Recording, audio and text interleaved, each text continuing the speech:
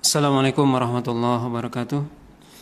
Innal hamdalillah nahmaduhu wa nasta'inuhu wa nastaghfiruh wa na'udzu billahi min shururi anfusina wa sayyiati a'malina. May yahdihillahu fala mudilla lahu wa may yudlil fala hadiya lahu. Asyhadu an la ilaha illallah wahdahu la syarika lahu wa asyhadu anna Muhammadan abduhu wa rasuluh alladzi la rasula wa la nabiyya ba'dahu. Ya ayyuhalladzina amanu taqullaha haqqa tuqatih wa la tamutunna illa wa antum muslimun. Amma ba'd. Bapak dan Ibu kaum muslimin dan kaum muslimat yang dirahmati oleh Allah Subhanahu wa taala. Alhamdulillah, puji dan syukur senantiasa kita sampaikan kepada Allah Subhanahu wa taala. Salawat dan salam kita sampaikan kepada Rasulullah sallallahu alaihi wasallam dan juga kepada keluarga beliau, para sahabat, para tabi'in, serta orang-orang mukmin yang senantiasa mengikuti beliau sampai hari kiamat nantinya. Pada sore hari ini kita lanjutkan pembahasan dari tafsir Juz Amma, yaitu tafsir surah An-Nasr. Allah SWT berfirman, A'udzu billahi minasyaitonir rajim. Bismillahirrahmanirrahim. Idza jaa nasrullahi wal fath wa ra'aitan nasa yadkhuluna fi dinillahi afwaja fasabbih bihamdi rabbika wastaghfir innahu kana tawwaba.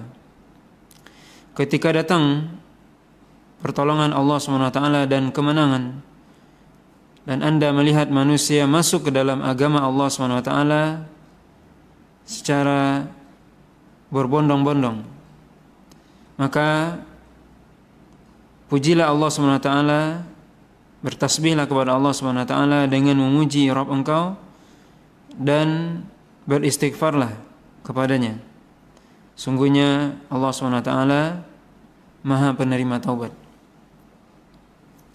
Kaum muslimin dan kaum muslimat dirahmati oleh Allah Subhanahu wa taala, surah An-Nasr merupakan surah Madaniyah, yaitu surah yang turun setelah Nabi SAW hijrah ke Madinah. Dalam surah ini atau di awal surah ini Allah SWT memberikan bisyarah atau kabar gembira kepada Nabi SAW dengan Allah SWT mengatakan idza jaa nasrullahi wal fath, itu ketika datang pertolongan Allah SWT, wal fath dan juga kemenangan. Dan para ulama mengatakan maksudnya adalah Fatu Makkah, di mana kita mengetahui Rasulullah SAW dan para sahabat menaklukkan kota Mekah pada tahun ke-8 Hijriah, di mana sebelumnya pada tahun ke-6 Hijriah terjadi perjanjian antara Rasulullah SAW dengan kafir Quraisy yang disebut dengan perjanjian Hudaybiyah. Tetapi orang-orang kafir Quraisy kemudian mereka melanggar perjanjian, kemudian Nabi SAW akhirnya menaklukkan kota Mekah pada tahun ke-8. Maka pada waktu itu Rasulullah SAW datang ke Mekah bersama lebih kurang 10.000 pasukan atau 10.000 para sahabat yang ikut Fatu Mekah. Dan Nabi SAW mengepung kota Mekah, masuk ke dalam kota Mekah, dan orang-orang Quraisy ketika itu tidak memberikan perlawanan. Dan ayat selanjutnya Allah SWT menyebutkan wa ra'aitan nasa yadkhuluna fi dinillahi afwaja. Ketika terjadi Fatu Mekah, maka manusia masuk ke dalam Islam secara afwajan, yaitu jama'atan tilwal jama'ah, artinya berbondong-bondong, banyak. Kalau sebelumnya yang masuk Islam itu person, yaitu satu orang, tapi setelah Fatu Mekah yang masuk Islam itu banyak. Di mana ketika terjadi Fatu Mekah, Nabi SAW mengumpulkan orang-orang kafir Quraisy ketika itu. Kemudian Nabi mengatakan kepada mereka, apakah menurut kalian yang akan aku lakukan kepada kalian? Kemudian mereka mengatakan, akhun karim, ibnu akhin karim. Kemudian Nabi SAW mengatakan, idhabu fa antum atulaqa, yaitu pergilah kalian semua bebas.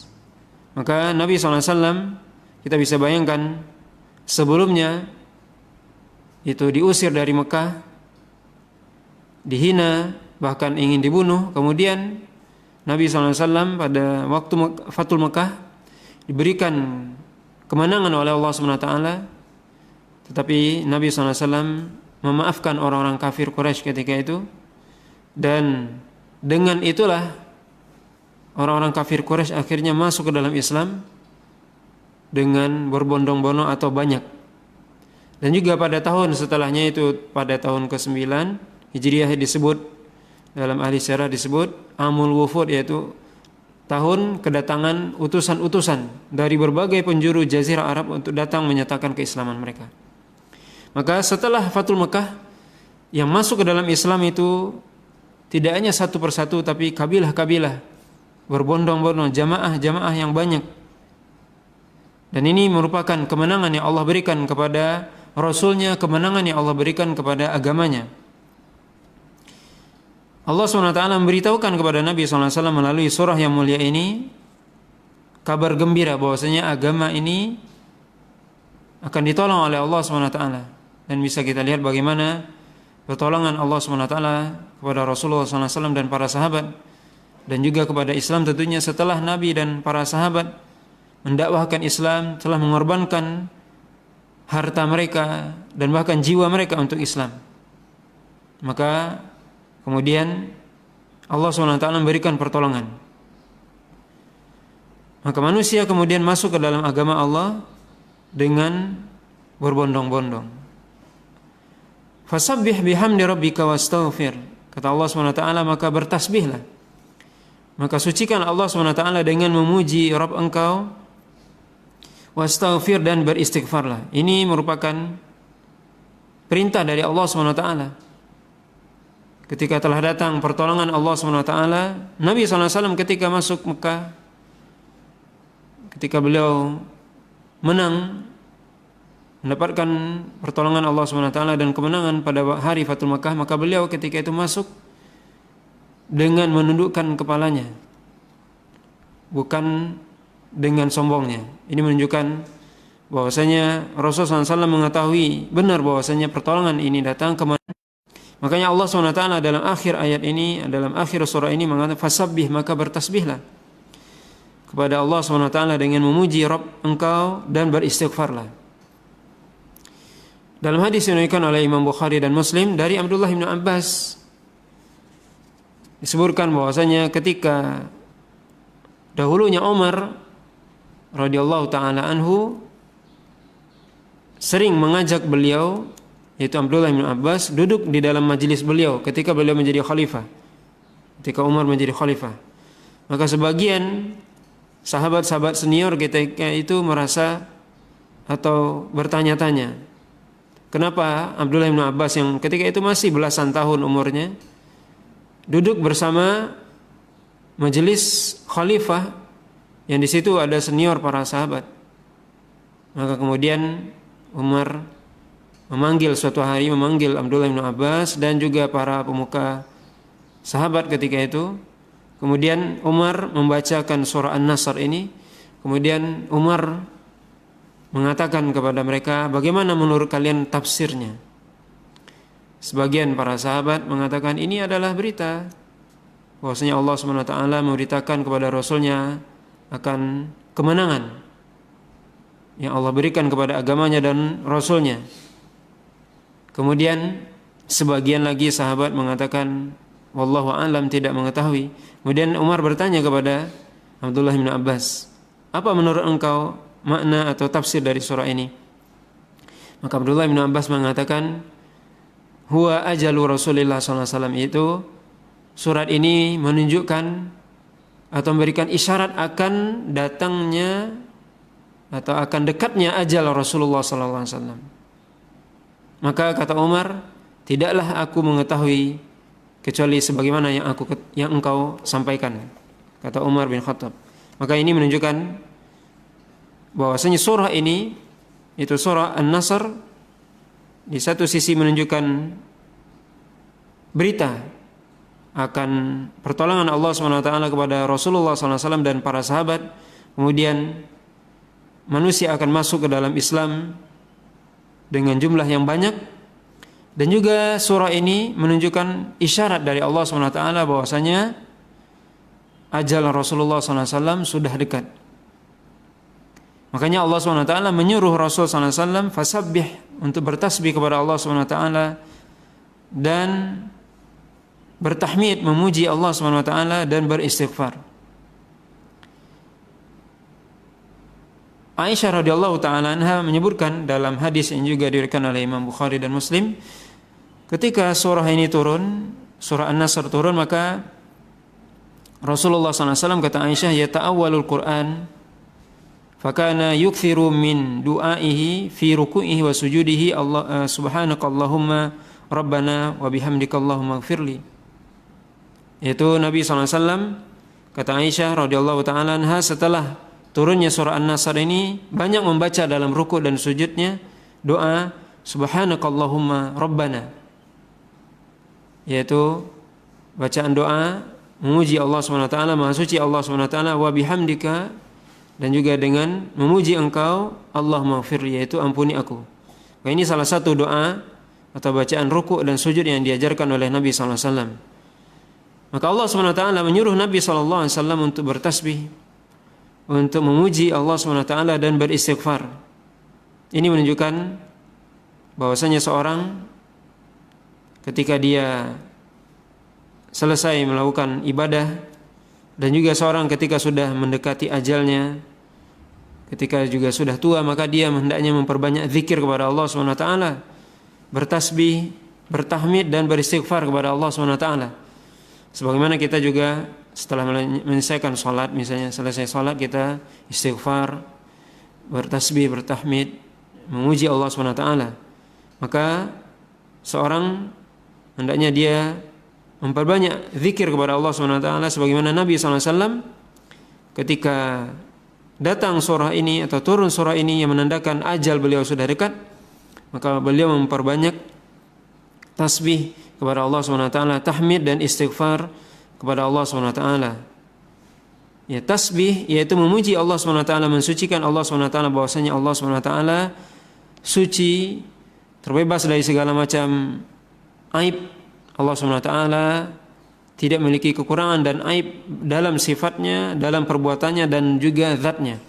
Begitu juga tahmid, memuji Allah SWT, bahwasanya yang berhak kita puji hanyalah Allah SWT, karena Allah lah yang maha mengetahui, Allah SWT yang maha segalanya. Maka yang berhak untuk dipuji adalah Allah SWT. Dan istighfar, yaitu kita mohon ampun kepada Allah SWT, kita bermohon agar dosa kita ditutupi dan bahkan dihapuskan oleh Allah SWT. Ini mana istighfar, yaitu astaghfirullah, artinya aku mohon agar dosaku ditutupi dan dihapus oleh Allah SWT. Kemudian Allah SWT menutup ayat ini atau surah ini dengan mengatakan innahu kana tawwaba, bahwasanya Allah SWT tawwaba. Salah satu sifat Allah SWT tawwab, yaitu maha menerima taubat. Para ulama menjelaskan tawwaba memiliki dua makna. Yang pertama, yaitu Allah SWT memberikan taufik kepada hambanya untuk bertobat dan memudahkan jalan kepada hambanya untuk bertobat. Seorang yang melakukan dosa, kemudian Allah mudahkan bagi dia untuk bertobat kepada Allah. Allah mudahkan jalan untuk kembali kepada Allah SWT. Kemudian yang kedua, Allah SWT menerima taubatnya. Ini makna dari tawwaba. Allah SWT memberikan taufik kepada hamba untuk bertaubat. Allah mudahkan kepada seorang hamba untuk bertaubat kepadanya. Kemudian Allah SWT menerima taubatnya. Yang mana arti dari taubat sendiri, taba yatubu, artinya raja'a, kata para ulama, yaitu kembali, kepada Allah SWT. Seorang yang dia berjalan kemudian tersesat jalannya, maka dia kembali kepada Allah SWT, maka inilah yang dikatakan dengan taubat. Allah SWT memberikan taufik kepada seorang untuk bertaubat, dan kemudian Allah SWT menerima taubatnya. Inilah makna dari nama dan sifat Allah SWT, yaitu tawwabah. Bapak dan Ibu kaum muslimin dan kaum muslimat yang dirahmati oleh Allah SWT, maka ini surah An-Nasr, yaitu surah yang Allah turunkan setelah Nabi SAW hijrah ke Madinah, di mana dalam surah ini Allah SWT memberikan kabar gembira kepada Rasulullah sallallahu alaihi wasallam dan para sahabat bahwasanya manusia akan masuk ke dalam Islam dengan jumlah yang banyak dan juga agama Allah akan ditolong oleh Allah Subhanahu wa taala. Dan ini juga kita bisa ambil pelajaran bahwasanya pertolongan Allah Subhanahu wa taala akan datang ya, setelah kita benar-benar berjihad di jalannya mendakwahkan Islam dengan benar. Rasulullah SAW ditolong oleh Allah Subhanahu wa taala setelah beliau berdakwah di Mekah lebih kurang 13 tahun, kemudian di Madinah 10 tahun. Pada tahun ke-8 Hijriah baru Allah SWT menurunkan surah ini dan terjadi Fatu Mekah. Ini kita bisa lihat bagaimana lebih kurang 21 tahun Nabi SAW berdakwah, berjihad, menegakkan agama Allah. Kemudian baru setelah itu datang pertolongan Allah SWT. Maka berdakwah itu butuh tantangan atau akan ada tantangannya. Maka dakwah butuh kesabaran. Bagaimana kita melihat tantangan dalam berdakwah, maka Allah SWT tidak mungkin memberikan pertolongannya kepada hambanya kecuali seorang hamba benar-benar berdakwah dengan sabar, dengan bersungguh-sungguh. Dan juga Allah SWT, kita bisa ambil pelajaran dari surah ini bahwasanya Allah SWT pasti akan menolong hambanya dan pasti akan menolong agamanya. Tidak mungkin Allah SWT menelantarkan agamanya dan juga hambanya. Maka tugas kita adalah berdakwah, tugas kita adalah berjihad, tugas kita adalah menyampaikan agama Allah dengan sabar, dengan baik, dengan benar. Maka Allah SWT akan menolong kita dan juga akan meninggikan agama yang mulia ini. Bapak dan Ibu yang dirahmati oleh Allah SWT, ini pembahasan kita pada sore hari ini yang berkaitan dengan surah An-Nasr. Mudah-mudahan apa yang kita sampaikan bermanfaat dan Allah Subhanahu wa taala selalu memberikan hidayah dan taufik kepada kita semua agar kita selalu bisa berdakwah dan berjuang di jalan Allah Subhanahu wa taala, mengikhlaskan niat kita. Begitu juga agar kita diberikan hidayah dan taufik oleh Allah Subhanahu wa taala untuk selalu memperbanyak tasbih, tahmid dan istighfar kepada Allah Subhanahu wa taala, ya terutama di bulan yang mulia ini. Dan juga mudah-mudahan kita diberikan oleh Allah Subhanahu wa taala hidayah dan taufiknya sehingga kita bisa kembali kepada Allah, bertaubat kepada Allah Subhanahu wa taala dari dosa-dosa kita sehingga kita mendapatkan maghfirah Allah Subhanahu wa taala terutama di bulan yang mulia ini. Wallahu taala alam. Subhanakallahumma wa bihamdika asyhadu an la ilaha illa anta astaghfiruka wa atubu ilaik. Wa sallallahu ala nabiyyina Muhammadin wa ala alihi washabihi wasallam. Wassalamualaikum warahmatullahi wabarakatuh.